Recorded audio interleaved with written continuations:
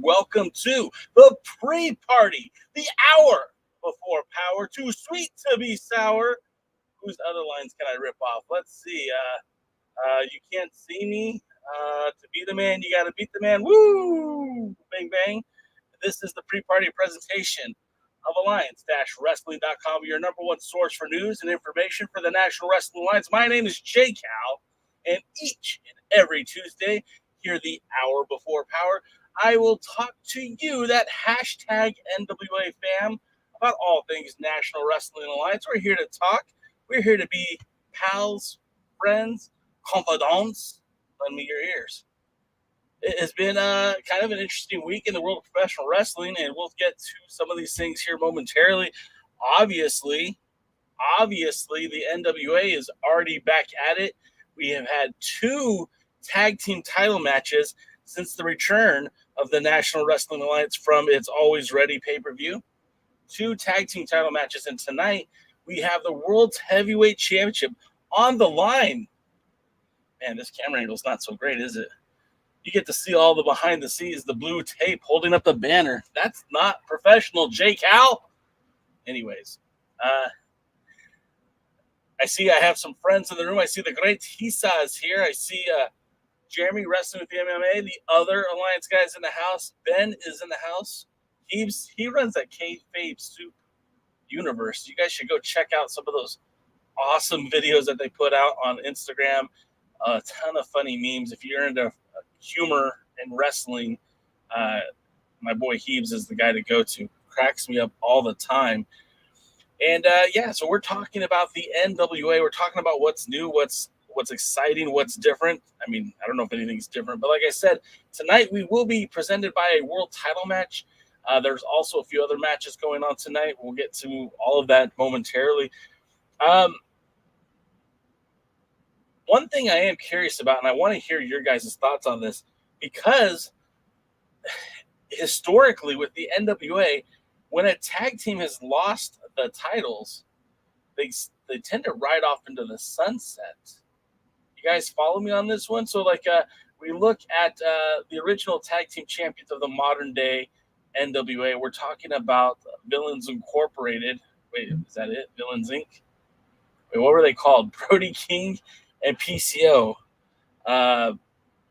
Villains. Yeah, Villains Inc., whatever. They were your initial tag team champions, winning the Crockett Cup in 2019, defeating the tag team of the Wild Card. Now, they held those belts for just a few months, basically a few title matches in Ring of Honor before eventually the Wild Card, Royce Isaacs, and our boy Tom Latimer winning the tag titles, bringing those back to the NWA, bringing them to NWA Power before joining the Standard. Excuse me, not the Standard. That's not the right team. That would be Strictly Business. Excuse me, guys. I don't know where my head's at today. So Strictly Business were the first tag teams introduced to the NWA television program as the tag team champions. But, we never saw Marty. Well, of course, we never saw Marty, but we never saw PCO and Brody King challenge for those belts again, or as a tag team wrestle in the NWA again. Then later, after Royce Isaacs and Tom Latimer would eventually lose the tag titles to Ricky Morton and Robert Gibson, the Rock and Roll Express, we would see those tag team champions eventually disappear, where Royce Isaacs, right around the beginning of the pandemic, left the company. And, after Robert and Ricky lost the tag titles to Eli Drake and James Storm, Ricky Morton stuck around, but Robert Gibson has since kind of faded away back into wrestling obscurity. No disrespect intended for Mr. Gibson, but we haven't seen his face in the NWA since losing the tag titles. And then we get Eli Drake and James Storm, the Cowboy. Of course, Eli Drake famously signing with NXT while the NWA was on hiatus. They had dropped the titles to one Aaron Stevens, and what everyone was assuming was supposed to be the question mark, it turned out to be JR Kratos. And JR Kratos and Aaron Stevens were the team that were reintroduced to the NWA post-pandemic as your World Tag Team Champions.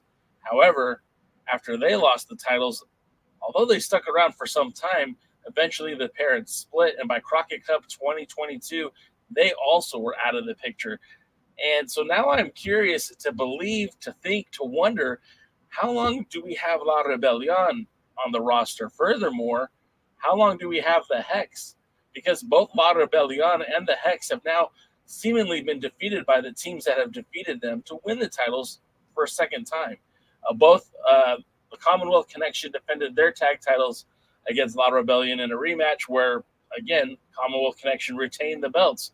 And then this past weekend on USA, the same thing happened where the Hex did not beat Ella Envy or Kenzie Page. So pretty empowered, still remain your women tag team champions. I'm just curious, what do you guys think?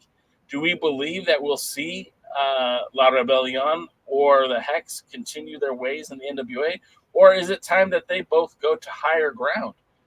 Keep in mind, La Rebellion has been part of the rebirth that's happening in AAA down in Mexico. We know that they famously defended the NWA World Tag Team titles on that WrestleMania weekend card in AAA, and we know that they have been a part of some of the matches and festivities that have happened since Triplemania.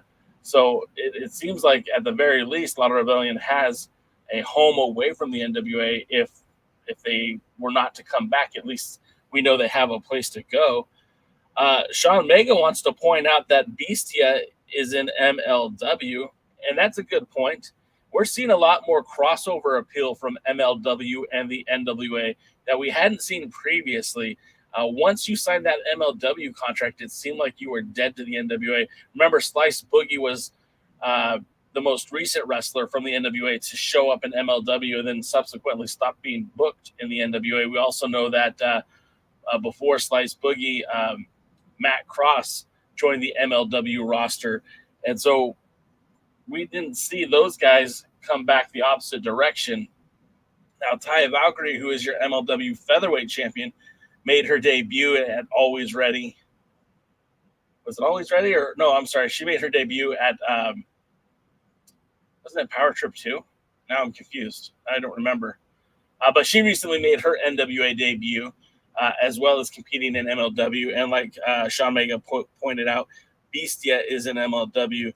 Now, Heaps points out that Mecha Wolf is a longtime Billy guy, so there is hope. It's a huge missed opportunity if they don't run Camille versus AK. And I agree with you on both parts of that. Mecha Wolf, going back to his days in Puerto Rico, has kind of always ended up working for or being a part of something that Billy Corgan was doing with those Chicago-based indie promotions.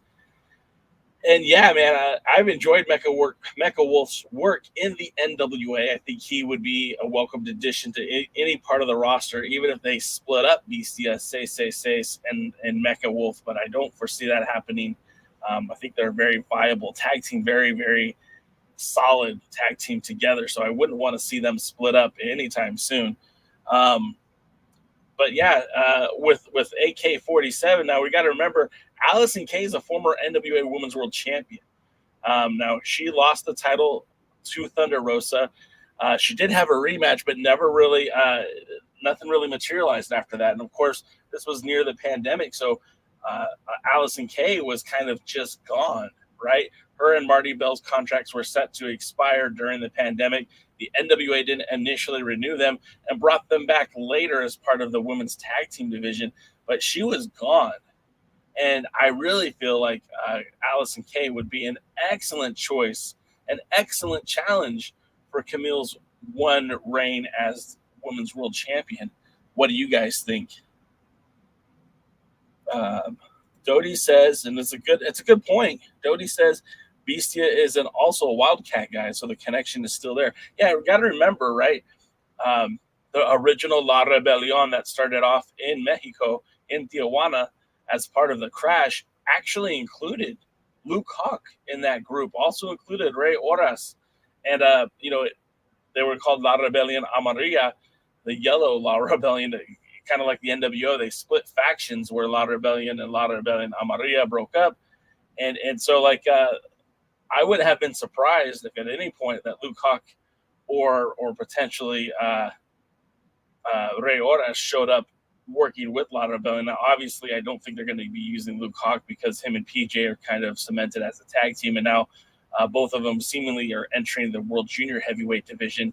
But I would not be surprised if Rey Horas showed up, or even Bestia's father, Damien Seis, who used to wrestle with WCW in the Cruiserweight division, was also one of those luchadores from Tijuana who has been around for quite some time. I wouldn't be surprised if he showed up in the NWA as well. I mean, there's a lot of moving pieces here, so it's kind of like I wouldn't be surprised if we never saw them again, but I also wouldn't be shocked if they showed up on next week's television. You just never really know. And of course, as we get closer to the 74th anniversary show, dare they put these title matches on again? Like, could we see Bestia, and Mecha Wolf challenging the Commonwealth Connection for the tag titles for a third time? Or I guess second time challenging, third time overall. Really a fourth time since the Crockett Cup. And then, of course, same thing with Pretty Empowered. Now they've faced off twice against the Hex, so this would be like a rubber match. Could they do that at the 74th anniversary show? Certainly feels like it could. I see a lot of your comments, so I don't want to ignore them. Let's get to some of them.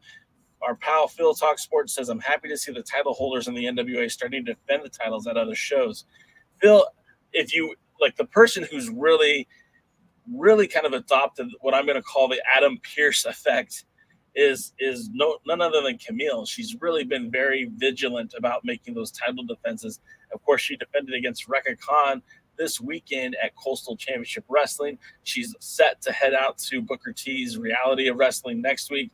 And then I believe later in the month of July is going to be a part of, I think it's called the Mid-American Wrestling or something like that. I know it's going to be on Fight TV, MAW Wrestling. And it's pretty exciting stuff if you think about it.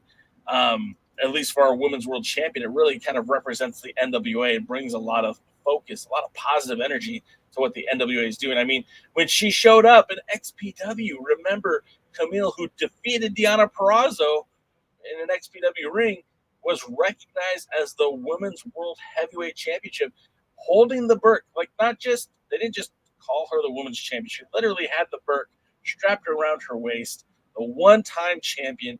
It's more than just a moniker. I think it's her entire situation. I really feel like this is a big deal when you have Camille going out there and defending that women's championship title everywhere. So I'm excited about that. And of course, Allison Kay does make a great opponent if they want to do that down the road. Now, we know famously that Trevor Murdoch defended the national championship at he defended the national title at what was it called? SWE Fury. And I really felt like something more was supposed to happen there, and it didn't, fizzled out. Like, I mean, Camille's defended that women's championship in Memphis Championship Wrestling. She's defended it in she's going to defend it at Reality Wrestling. She's defended it at Coastal Championship Wrestling. She's defended it at RCW River City Wrestling in San Antonio. So, I mean, she's really been out there. It would be nice to see our champions continue to do that.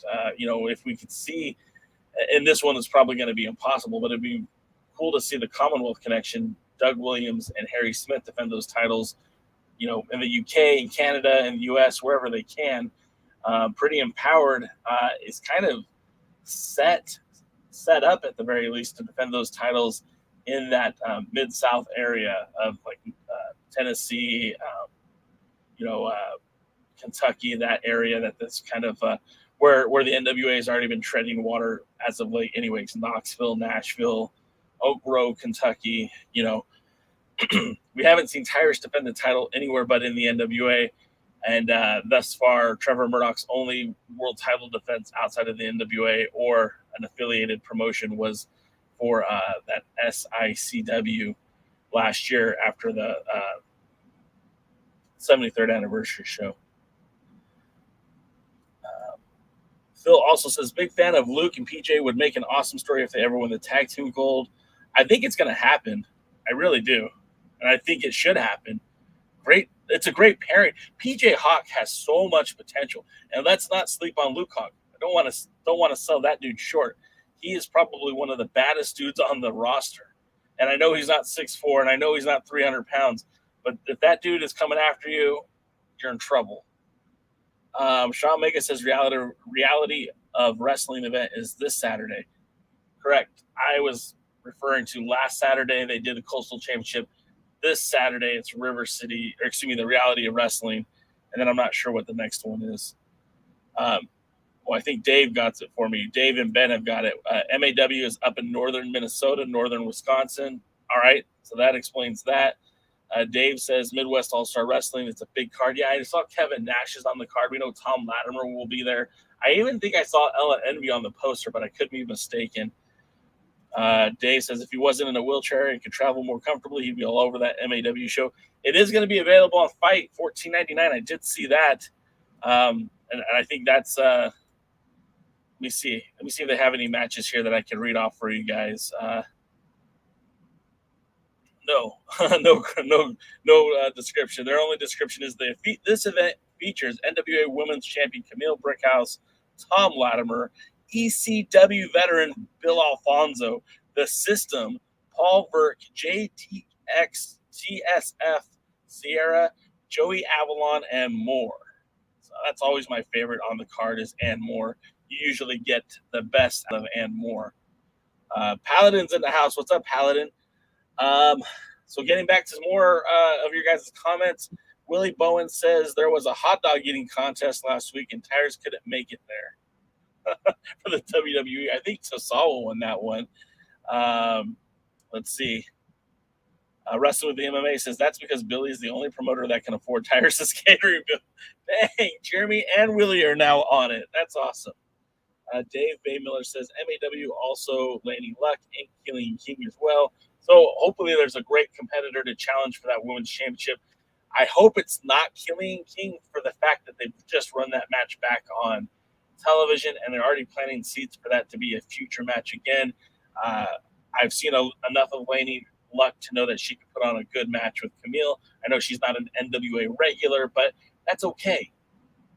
Title defenses outside of the NWA don't have to be against NWA competitors. In fact, I find it more interesting when it's not. Phil Talk Sports says, do you want any insight into if the NWA studio will be allowing a full crowd again? I missed the movie theater scene set up like in the first few seasons. Phil, I don't have any particular insight on that.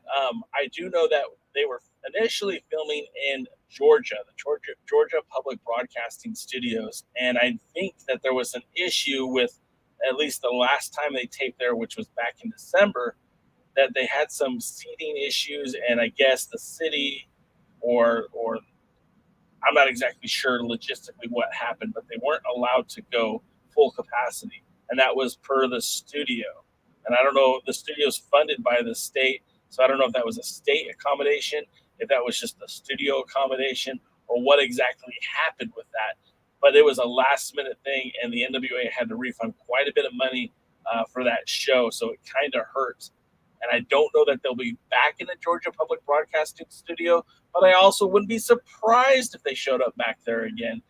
It was a sweet arena for them. The venue was really nice. It fit that old school, Jim Crockett Promotions charm to a T, more so than any other venue I've witnessed wrestling in. However, the drawbacks were that it's a pretty pricey venue for them to run. It's in the middle of Atlanta, and if you've checked flight to Atlanta, it's not cheap either. It gets pretty expensive, and the talent, the NWA talent is very all over the place, right? I know for a fact that they bring talents in from Southern California. They have talents based in Nashville, that Middle Tennessee area. They've got talents all over, really, in the Mid-South, and there's a couple talents who are based out of Florida as well. So converging in Atlanta isn't the worst thing in the world, but some of those flights get very expensive. And you got to look at it. It's a business, right? It's all a business. It's got to make dollars and cents. If you're flying in talent from LA, and it's cheaper to fly into Nashville, and the venue's cheaper to use in Nashville, then why go back to Atlanta? More comments. Dodie says, Luke Hawk for TV champion, PJ for junior champion, both for tag champions, or we riot. Dodie, I mean, I don't want to put all those titles on two guys, but I certainly could buy into any one of those combinations, or at least maybe even two of them. PJ Hawks being junior heavyweight being a junior heavyweight champion, I think just makes so much sense. And the fact that he isn't wearing that title right now just shows you that they have big plans for Homicide. And who knows, down the road, I mean, with Kerry Morton, Colby Carino, and PJ Hawks, all of them under the age of 30, I think most of them are around like 25. You've got a young core there that can really help grow this brand down the road. And we didn't even include Mims, who, I mean, isn't a second-generation wrestler or third-generation wrestler, but is part of that conversation of the youth movement. Paladins in the house. Ben says Nick Aldis defended the 10 pounds of gold versus that MMA guy at MAW back in 2020, 2021. So there is history. Yes, I watched that match, and I believe that was against, I want to say that was Tom Lawler. I'm sure Jody could correct me. But, yeah, I think it was against Tom Lawler. And if so, then, yeah, absolutely. Let's do it again. Let's run it back. That's what the NWA definitely can benefit from, is some promotions that are willing to book their champions and allow those champions to be defending their belts against top-tier talent. Let's sell tickets based on marquee matchups, not so much about promoting the local guy. And if you do that and you're doing that in concert with the NWA, I think everybody is victorious when that happens. Let's see. Willie Bowen says, the territory system will work for the NWA. It will and it won't. It just depends on what they're trying to get out of it. If they're trying to strong arm people into booking the champions and not paying like premium prices for that, then it's not going to work. As a local wrestling promoter, I could book Kevin Nash, or I could book Ethan Carter III for the same price as it's going to cost for me to book Trevor Murdoch. Who's the bigger draw? Maybe EC3 isn't, but maybe he is in that area. I don't really know. I'm just kind of using that as an example. I know he's a free agent. He's not really, I know it's part of that control your narrative movement, but I know he's not really locked up anywhere. If you could pick who's going to draw more, Trevor or EC3, I mean, it just depends, right? So what's the added benefit? If EC3 draws better than Trevor, what's the benefit of booking Trevor? If you're loyal to the 10 pounds of gold, then sure, but that's asking a lot for an independent promoter to be putting the NWA over what's best for their business. Now, sometimes those will work in concert. Sometimes the best bet for business is booking Trevor Murdoch on your show, but that's not always the case. Lamb says it was not Tom Lawler. Dodie says it was Stephen Bonner. Okay, Lamb, okay, I was wrong, but Stephen Bonner is an MMA guy just like Tom Lawler was, so give me partial credit for at least getting close. DKM says PJ is still young. I think he's in his mid-20s. I think I saw that he recently became engaged. I think he was like 24, 25. I could be wrong. Phil Talk Sports says, I see Colby winning gold sooner than later, especially with the fixtures helping him. I wouldn't be against it. I honestly wouldn't. You know, how many times did the Horsemen help Flair win the title, or Tully, or Arn? If you've got hired guns, take advantage. TKM says Luke for junior champion. I'm not against that either. Luke Hawk is a bad dude. The Southern Stomper. I love that guy. I've been watching him wrestle for years. You guys might have remembered him in XPW's Altar Boy Luke. He also made his. He was part of the Wrestling Society X on MTV. I think he just went by Luke then, and maybe he did go by Luke Hawk by then. And just watching his career and his maturation process, the dude's put in the work. He deserves the success. Sean Vega says, looks like Skyway Studios will be the NWA Power new home since they have 3 tapings there in August.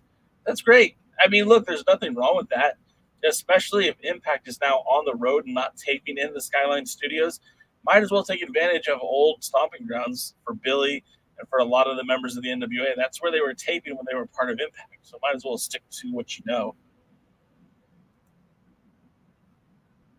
Jody says he would love Tom Lawler or Stephen Bonner to show up in the NWA, and I wouldn't have a problem with either one of those happening. Let's see here. Field Talk Sports says, I loved Wrestling Society X. It was so bad, it was good. I have the DVD box set. I agree with you on that one. I think that it was mostly train wreck television. Hang on just a second. Sorry, guys. I do have to do my business stuff first. Sorry about that. Hate to interrupt the show, but let's see. Yeah, Wrestling Society X. I never went to an actual show. I was trying to get there because I had a lot of friends that were working those shows. Of course, Dave Marquez was helping to produce those events. Terrible gimmicky stuff, but surprisingly good wrestling. Of course, I mean, they had guys like Scorpio Sky. They had Jack Evans. They had Matt Sydal. They had, who else did they have? Human Tornado, if you guys remember him. They had Seth freaking Rollins back in the day. So, I mean, they had some pretty good tag teams. I always thought that they should have merged with Impact as opposed to MTV letting it die out. At one point, MTV and Paramount were owned by the same parent company, Viacom, and you had Impact on what is now Paramount Plus, or back in the day, I think it was Spike TV. And then you had Wrestling Society X on MTV, and I always thought they should have done some sort of tag team warfare to kind of merge the two brands. It would have been fun. He had guys like Vampiro on the show, and I don't know, I think it would have been fun. Willie Bowen says Blake Bulletproof Troop and Anthony Idol would be great on the NWA roster. I mean, I know for a fact Idol would be all about showing up in the NWA. He would probably have to do a gimmick change because, well, if he's going by the name Idol and you've got Austin Idol and apparently Scion Idol, I think it'd be a little weird to have a third Idol there that's not really connected to the other two. Sean Vega says they had Matt Classic. How could I forget Matt Classic? One of the legendary members of the Classic family.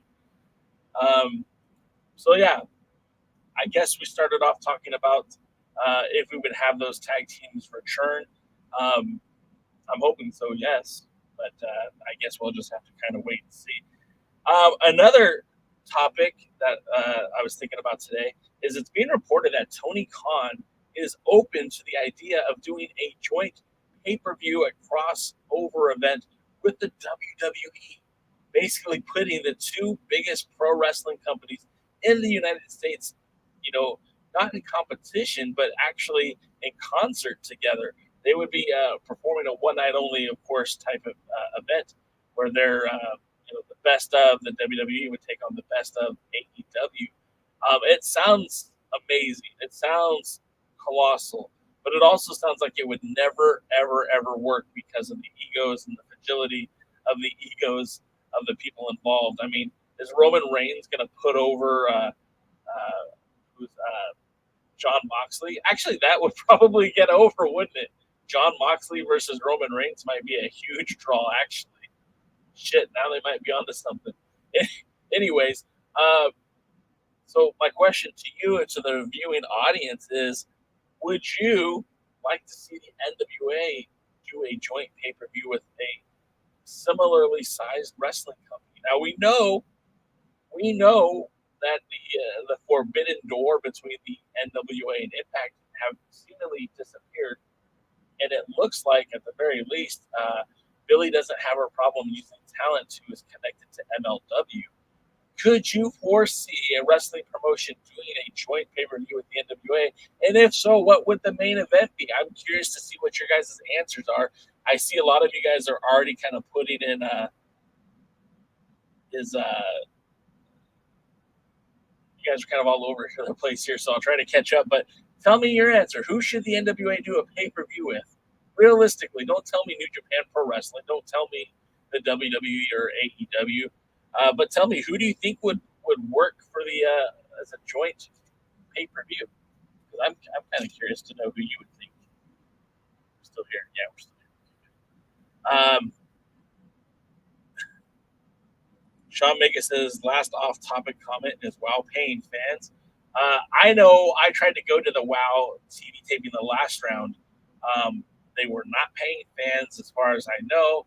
I went to reserve tickets. I had reserved tickets, but due to the fire marshals and I don't know what other real specific reason, I was not able to get into the show after waiting outside for about an hour. That to me sounds great for the company, but sucks if you tried to go. There was no real communication as to what was going on. You actually had to track down a person and they explained it to you. So a lot of people just stood in line waiting for an opportunity to get in. If somebody left, they would bring them in, but that's not a way to run a wrestling show, especially if I have a reserved ticket. If you told me that I have a ticket to your event and I'm waiting outside for an hour after the show time, I think that's piss poor business, to be quite honest with you. And I love what WoW's trying to do. Hell, one of my dear friends, Ruby Ray's, is a part of the roster, and I wish them nothing but success. But if that's the best that they can do when it comes to planning these events, I don't think they're going to succeed in the long term. Sean says Vince will not agree to that. Probably not, but how much longer does Vince have any say? How much longer does Vince have actual power? It sounds like to me that this might be a Stephanie McMahon decision. And would she be willing to play ball? What would happen to the stockholder price? Paladin says, I don't want to see AEW work with them. Screw the WWE. Again, I'm not a biggest WWE fan either. I don't really watch the product. I do not watch Money in the Bank. I do care about a couple individuals that work there. I do want to see it succeed because I know it's a bad take for a lot of you, but when the WWE succeeds, wrestling in general succeeds. So for that, I kind of always root for them to do well, but we'll see. Sean Mega says Vince probably doesn't know who Tony Khan is. That's actually a real possibility too. Willie Bowen says WWE is human waste. Dave Skew says, what's your take on Mercutio? Brian Idol. Okay, so for 8 years, I worked at Best Buy. Yeah, Best Buy. And for many of those 8 years, I worked loss prevention, meaning I was the guy trying to stop people from stealing. But back in those days, it was a little bit more wild compared to what it is today. And at other retailers, like it was like you were basically being deputized to arrest people. And we never really could arrest people, but we had to work with our local sheriffs or police, depending on what city you were in. So to see Brian Idol, Mercutio, working with Natalia Markova, which I mean, already this should be a wrestling gimmick. Already the Italian, model with the Russian, bride, the Russian mail-away bride, has all the pairings for a great gimmick. He helps her try to track down her purse, which was stolen off of a plane, and they tracked it by using the AirPods for the headphones that she had on her. So she was able to track her belongings, her purse down to a local Walmart where some dude was trying to buy a freaking TV. And if you look at the TV, it wasn't a small one. Now, I know prices at Walmart aren't that great, but still, could you imagine if your credit card was stolen, someone bought like an $800 TV on your dime? You would be pissed. And rightfully so. Mercutio is there, shows up with Markova, talk to the guy. The guy bolts for the door. Mercutio tracks him down and gives him a lariat from behind, beats him to the ground. But they didn't press charges. Come on, man. Now, I know, like, if it was a citizen's arrest, you need to have, like, so much of your ducks in a row to make that happen. The likelihood of him successfully doing a citizen's arrest is almost null and void. The guy would have gotten out on a technicality if you don't do 100% things right. So I get why they didn't want to press charges. But the fact of the matter is, this dude stole Natalia Markova's purse and should face some sort of criminal charges for that. But I think it's really awesome that Idol and Markova went and approached him and tried to get it back. I think that was really cool. And how boss is Markova for going out there and just no fear. Mercutio, Brian Idol just being out there again. Of course they're pro wrestlers, but I mean, still, that's pretty badass. I dig it. Phil Talk Sports says the MLW and NWA can be good business. I think so. Like I mentioned Impact before, and I think Impact is a little bit higher on the pecking scale than the NWA. I agree right now. I think the MLW might be higher on the pecking scale than the NWA. So I think that would be very feasible. Imagine the Von Erichs. Imagine a Von Erich. Let's say Marshall Von Erich. Random. You can pick either one of them. Or to challenge Trevor Murdoch for that 10 pounds of gold. Are you telling me that in like a Texas type venue that wouldn't draw a Von Erich challenging for the 10 pounds of gold? Are you kidding me? I think that would work really, really well. That'd be a matchup that I'd certainly pay to see. Jody says All Japan Pro Wrestling, of course. I don't hate that either. I think working with a Japanese promotion, be it Pro Wrestling, NOAH, or All Japan, could be very beneficial to the NWA. We know that my pals, Pro Wrestling Revolution in San Francisco, California, have recently got a working agreement with, including visas, to bring in talent from Dragon Gate. So there's going to be a lot of talent from Japan coming to the United States. It would be awesome if somehow the NWA were to get involved with that. Now, I know the Dragon Gate guys are lesser known than All Japan or even Pro Wrestling NOAH, but if they can work something out and get some of these great talents who are kind of unknown currently in the NWA, I think it'd be great. I think it'd be a lot of fun. Willie says, I'd rather have NWA with Impact Wrestling or the United Wrestling Network. Man, I would love to see the NWA work with United. I just don't see it happening because of the hurt feelings, because of what's been said, because of the actions on both parties. I just don't see that happening. It's a shame, too, because Dave Marquez, if you think about it, what Dave Marquez has done with the United Wrestling Network, a brand that had, like he created, right? That had zero value until he created it, put stock into it. Now imagine if he was still a part of the NWA and he was booking these shows as a secondary NWA program. Let's not call it United Wrestling Network Championship Wrestling. Let's just call it Championship Wrestling NWA. Imagine having the talents from the NWA appearing out on these shows that are happening in Southern California at the Irvine Improv, or these shows that they're doing at the Commerce Casino, the primetime live pay-per-views that they did. I mean, there was so much potential for all of that, and it's sad that it got squandered because that could have been a secondary program with the NWA. Imagine, Trevor Murdoch on these championship wrestling shows. Zicky Dice back in the NWA. Imagine all that. I think it'd be a lot of fun. But they blew it. Both sides.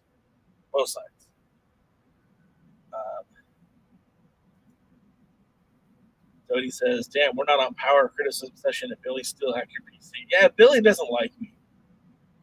Oh, gosh, get to your comments. Yeah, Mercutio is fantastic. That was awesome. Mega says, I'm tired of companies working together. Everyone needs to focus on making their shows better. I mean, you ain't wrong. You're not wrong at all. Dodie agrees with you. Paladin says, loss prevention, were you armed? No, Best Buy didn't arm its employees. It's different. Different retailers have different sets of rules, and even the rules that I had at Best Buy back in 2008, 2006 are different than the rules they have currently. I don't even think they have loss prevention anymore. Bay Miller says Mercutio and Natalia would be a fun mixed tag team. Paladin says maybe the Thief gave a good sob story. Hey, Pollo's in the house, everyone. What's up, Pollo? Hey, thanks for checking us out. We were talking about you last week. How did you mess that up for your boy there? He had Luke Hawk on the ropes. Let's see. More comments. Jody says, I was in favor of the NWA work with MLW back in the day. However, two of their most interesting guys no longer there. Tom Lawler isn't strong. We have Harry Smith now. Yeah, Harry Smith in the NWA, I think, is so underrated. we don't even talk about how good that guy is and how great he looks and where he could be on the roster if he chose to do something with him. I mean, he's great in the Commonwealth Connection, but man, I'd love to see him challenge for the World Heavyweight title. Pollo called it right there. Loss prevention in California is like, hey, I watched you put that in your pocket, give it back. Yeah, I mean, it's crazy. I mean, it's part of the reason why I didn't like doing it any longer, because I stopped the kid from stealing 12 PlayStation 3s. Yeah, that's how long ago it was. Stopped the kid from stealing 12 PlayStation 3s, and I almost lost my job because of it. That's another story for another time.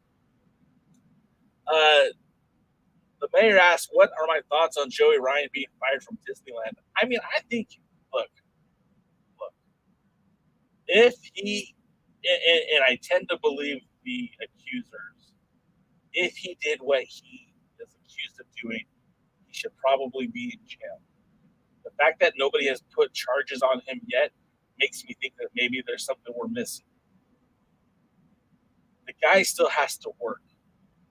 I get it. Disneyland is not the place for somebody who has that kind of a storied past. But I feel bad for the guy, and only in the sense that he's got to work. He's still got to feed himself.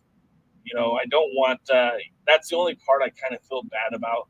But at the same time, it's like, you did it to yourself. Why go get a job at Disneyland? Go get a job where no one sees your face. Go do data entry. You know what I mean? Go work as a bouncer somewhere. Get off the mainstream. You shouldn't be working at Disneyland. That's you should have known better. Let's see more comments. Oil says, I know my gorgeousness accent. See, that's the problem though. Like, and I love the way look, and Pollo, please don't get mad at me here, because I do respect the hell out of you as a performer. And our conversations in the past, I know you're an intelligent wrestling mind. I wish this would have been used in a different place. I wish this would have been used as a time when maybe the Thrillbilly was in control of the match, because that was mostly a Luke Hawk match. He was dominant. And I'm not trying to take away against Thrillbilly, but that segment should have been in a part where Thrillbilly was beating up on like Rush Freeman. He got distracted by your gorgeousness. I just think I think they pulled that trigger too early. I think if he came out there to lose to Luke, he should have just lost to Luke, and you guys could have saved that for another match that would have put someone over who could have benefited more than maybe Luke could. That's my only 2 cents. I still think it was I like the pairing. I think you guys are going to have a lot of fun. I can't wait to see what's next. But honestly, I want to see you managing a tag team. You know, I'd rather see you managing like I don't know what the status is of Paro, but you know Odinson just returned. I would have liked to see you manage the End. I think that would have been a lot of fun because they could have used somebody like you with the, you know, the spiciness, but also the ability to cut promos and get people over. Pollo says, okay. I mean, look, and I get it too. And look, I'm willing to admit there's a lot more about this that I don't know that you do. And that's totally cool. I just think, man, could have saved that for something better. Dave Babyless says, Pollo, has your love been cemented through a love of Chew? Oh, goodness. Okay. And then, so now we're going to go to, we did a lot of talking today, guys. We didn't even get to the show yet. So let's talk about the show. I have banners. I feel like I'm on top of it today. So first and foremost, we know that we are on the road to the 74th anniversary show. That's going to take place August 27th and 28th. There's 2 days back-to-back in St. Louis, and then, of course, they'll be returning to the Skyline Studios for the television tapings. And tonight's show is kind of packed. I mean, you see right there, we have Trevor Murdoch on the card. We've got a triple threat match for the TV title.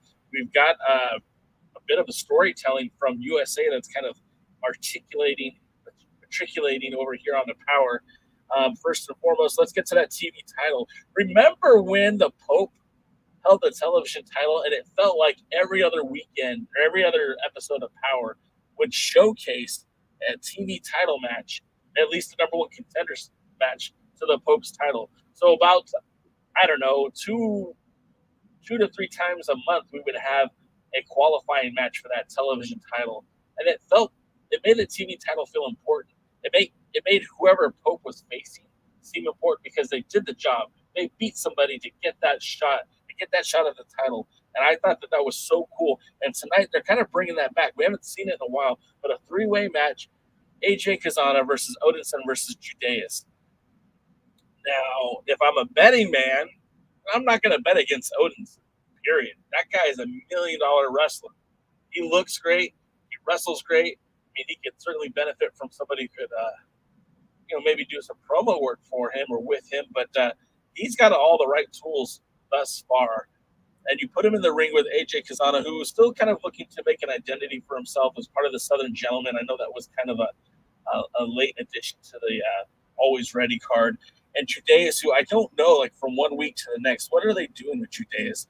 What do they expect from him? Where do they want Judias to go? Where do they want him to be? Because, I mean, he came in initially, he won that Battle Royal at the 73rd anniversary show, only to just kind of be mocked by James Storm. And I never really got that great of a series of matches with Chris Adonis, who is the national champion. And they kind of just sputtered, and we haven't seen a whole lot out of him. So I can't wait to see what they do with Judias going forward. And this might be the prime opportunity to put him in the right spotlight. Of course, with Sinister Minister, you never know exactly what's going to happen with James Mitchell ringside.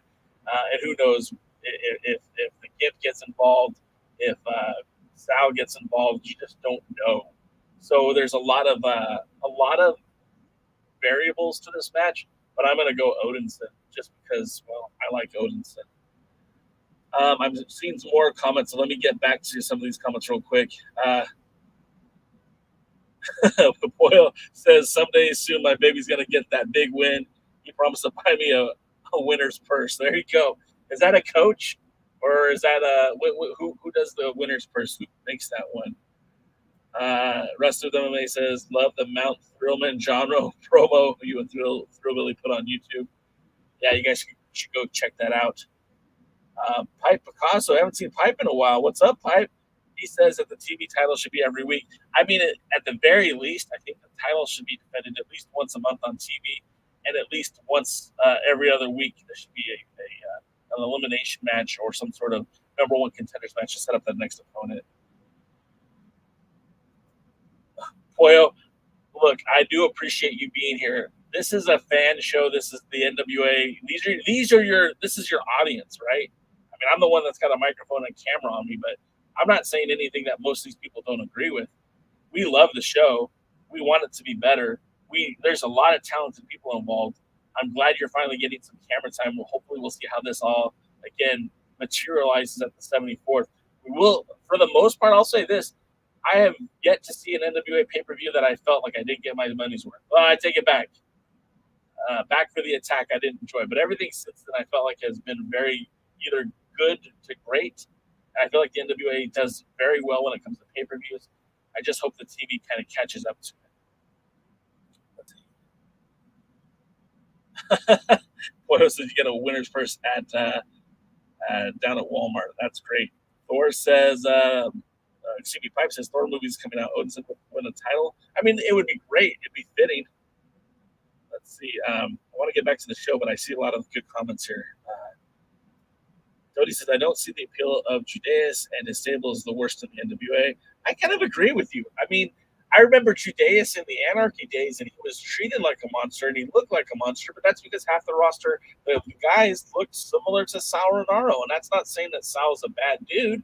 It's just to say that he's not the biggest dude on the roster anymore. I mean, you got a roster with Trevor Murdoch, Jack Stane, Odinson, Paro when he's healthy, and that's not even getting Tom Latimer, Chris Adonis, Nick Aldis, Harry freaking Smith.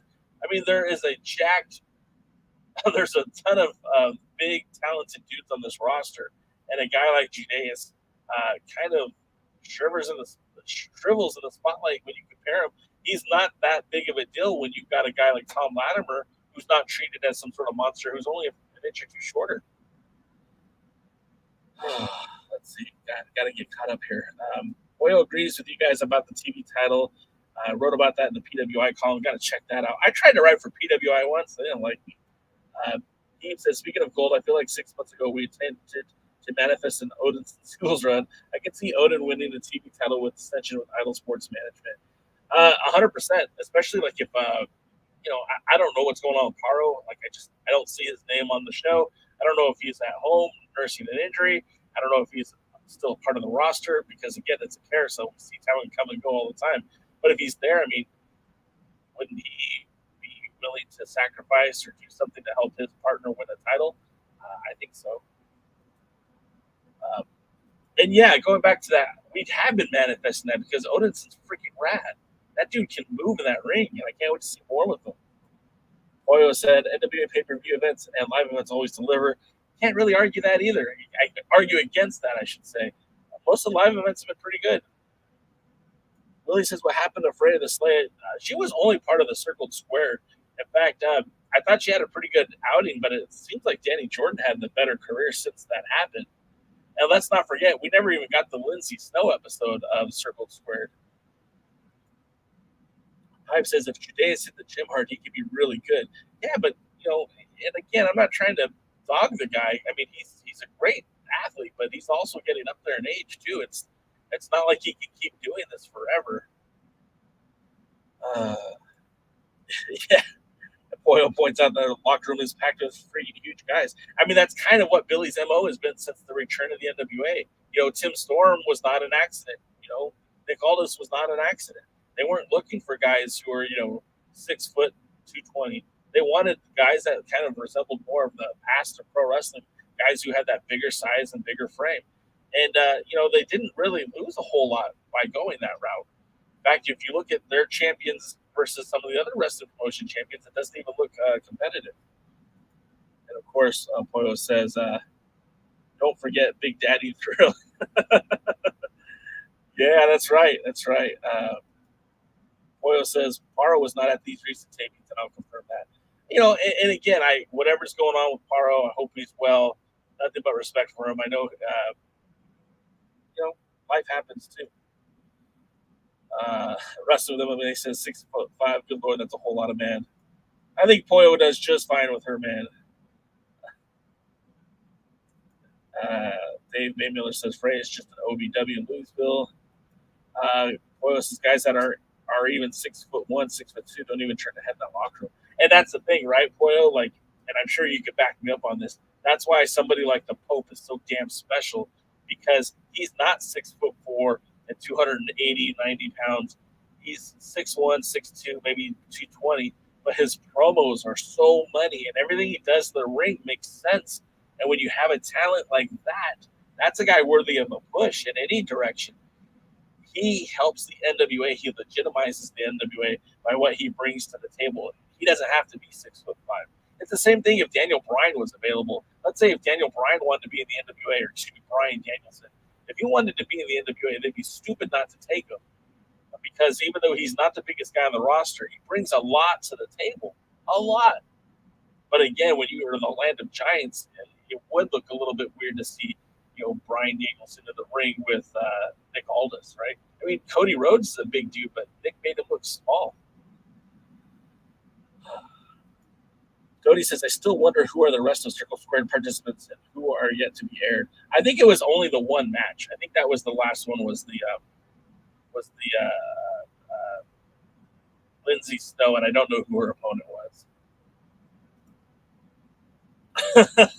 Pollo says, my baby wants me barefoot and pregnant, and I told him I just can't do that. I don't like being barefoot. Love it. Pipe says, what if Kenny Omega comes back and collects the NWA title first, starting with the World title and all the rest? I mean, Pipe, I think that's not likely, but I don't know. I kind of would get on board with it just because he did such a good job with all the other belts. But, man, he might not even come back to pro wrestling. That's what I'm hearing. He's had a few setbacks with his injury. Boyle points it out again. No matter what your size, talent is what gets folks over. Audience might be in awe the first time they see a huge guy live, but if they don't have charisma, then what's left? Exactly. Boyle says the NWA women's locker room is stacked, though. So much talent. I love them. Yeah, and that's the thing, too. We've talked about the women's roster is really solid. I mean, the addition of Keeling King on a regular basis, I think, helps the roster. You talk about Genocide, who I think is really probably the most polished product that hasn't had that spotlight yet. I think Genocide to be that next big thing if they give her the opportunity. Of course, Camille is our favorite. She is the modern day female version of Goldberg, and we're here for it. And then you've got the Hex and Kenzie Page and Ella Envy pretty empowered. I mean, the roster is definitely getting better. And then with the additions like Maddie Ronikowski or Paola Blaze or Taryn Terrell or Natalia Markova, one of my favorites, I think it's such a good roster. We just want to see more of it. You guys are going so much. I need to get to the rest of the card. We'll get back to your comments in a minute. Let's see. Also in action tonight is, of course, Pollo's main squeeze. That would be the Thrillbilly Silas, Thrillbilly Silas versus Trevor Murdoch. Now, it just goes to show what having Pollo in your corner can do. Because remember, and Pollo, I'm talking to you. Your man lost. Your man lost to Luke Hawk, but he is in the world title match tonight on this very program. Trevor Murdoch's first title defense will be against Thrillbilly Silas, and I'm guessing, Pollo, you had some way of manifesting this match to happen. I'm excited to see what your man's going to do against Trevor Murdoch. It's a non-title match. Oh, shit. Well, now I feel stupid. Okay, well, still an excellent opportunity for Thrillbilly to showcase what he can do in the ring. Of course, for the World Heavyweight Champion. If you can make it against Trevor Murdoch, you can make it anywhere. I thought that was a title match. And Pollo said she still had to put in work to get that opportunity. Fair enough, man. I get it. But I think that's going to be an interesting match. Of course, Trevor Murdoch's last few matches have been undoubtedly squashes, and I don't believe you put Thrillbilly with somebody like Pollo Del Mar just to feed him to Trevor Murdoch. So we'll see what we're going to get tonight in that matchup. And of course, I think in the main event, right out of the pages of NWA USA, you're going to have Jay Bradley with his partner in crime, Wrecking Ball Ligursky, taking on Kerry Morton with Ricky Morton. Now, number one, I don't believe either one of those gentlemen have their what's what I'm looking for, manager's licenses. I don't think they're allowed to accompany their partners to the ring. So that's a little. I know that's maybe an NWA exclusive rule, NWA USA exclusive rule, but I thought it went for both brands. So it's a little confusing there. But Jay Bradley and that boomstick of his, you got to watch out. And Kerry Morton, I think, has a ton of talent. I think he's got a lot of potential. And I think I'm not really sure what to predict with this one. I think it's going to be good. Let's see. I need to pull that down. All right, I'm out of breath. You guys are awesome today. Pollo, thank you for being on the show today with us. Oh, my camera just died out. That's awesome. Can I do the close of the show without a camera? That sounds very tacky of me. Let me see if I can get this going real quick. So, of course, NWA Power kicks off on Fight TV at 6:05 Eastern. We're almost there. And there's me frozen. Let's see. I'm going to get to your comments, and then we're going to call it a night.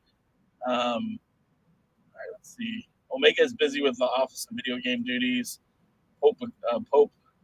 Pipe says not everyone can be 7'4". Willie Bowen says the Call-Off Dynasty would be great in tag team division. I agree with you on that. Heeb says undersized and underdog Johnny Gargano would fit so nice at the top of the NWA card. I think so too. Gargano would be great anywhere though. Let's be honest. Paladin says won't happen. Nick Aldis ran from Kenny during his belt collector gimmick. Doty says the NWA needs more big guys like Joe Doring or the Bouncers, Dan Maff, Silas Young, and would love to see Kratos return. And of course, the Dawsons. Pollo, could you manage the Dawsons? That would be fun. The last thing we need is the NWA title controlled by the Jacksonville office like all the others. That's a good point, Mayor. Doty agrees that the NWA women's division was and still is the best division in the NWA. We just need them more on Power and USA. With that. Pipe is a Hex fan, but I still think the Fixers should have won the Crockett Cup. Paladin says yes, because getting your belt on national TV with 1 million viewers is a bad thing, right? I mean, look, we can go back and forth on that. Jody says Trevor's also scheduled to return to the Wildcat, but still no info whether it'll be a NWA title match or not. Pollo says since losing the NWA world title to Cardona outside of the Fatal 4-Way to win it back, nobody has even gotten Trevor off his feet. That's a good point. And this is the Trevor, man, this is the Trevor we deserve back after the 73rd. Could you imagine what this Trevor, what he would have done to Knox? Man. I'm glad we got him now, and I'm glad we're getting to see it done correctly, in my opinion. Him as champion and being that son of a bitch, that ruthless dude in the ring, that's what I want to see out of Trevor Murdoch, like his namesake. Boyle points out that Bradley is a former Ohio Valley champion, and he's taken on a third-generation wrestler. Hype says, hey, if you would like to hit that like button, I would appreciate that too. I do appreciate you guys checking out the show. We are running out of time. We are up against it, so I want to say thank you for everyone being here. Boy, man, that was a lot of fun. Hope you will check us out another time. We do appreciate your time so very much. And that's going to do it for us here. Again, we'll be back on Thursday night to do the Alliance Guys podcast, where we'll be recapping and reviewing what you're watching tonight. Also, don't forget, Wednesdays at 6 p.m., the other Alliance Guys. That's going to be Dave, Scooby, Jeremy, Wrestling with MMA, and Tim from NWA Gold, as they take their spin on what the Alliance Guys podcast is as the other Alliance Guys. Until next time, guys, I do really appreciate you being here, but I do have to go. So we'll see you next time at the match. Thanks for checking out the pre-party, a presentation of Alliance-Wrestling.com. You should hit that subscribe button and join our community. I also want to remind you that we recap NWA Power every Thursday at 8 p.m. in the live stream. We try to stay social, so find us at the Alliance blog. And until next time, we are the Alliance.